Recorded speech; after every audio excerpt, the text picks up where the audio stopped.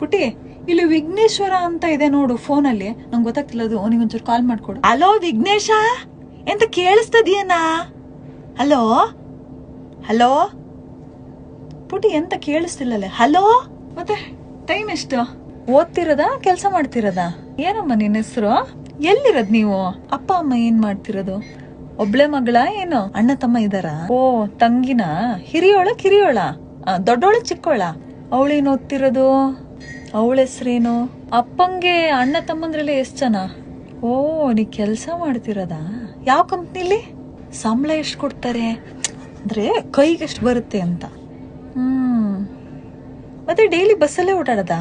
Company ಎಂತದೋ cab ಎಲ್ಲ ಬರಲ್ಲ? ಉಂಗ್ರ ಬಂಗಾರದ್ದ? ಎಷ್ಟು ಗ್ರಾಮು? ಮನೆ ಸ್ವಂತದ್ನ ಇಲ್ಲ ಬಾಡಿಗೆದ? ಅಪ್ಪ ಆಸ್ತಿ ಗೀಸ್ತಿ ಎಲ್ಲ ಜೋರ್ ಮಾಡಿಟ್ಟಿದ್ದಾರೆ ಏನಲ್ಲ.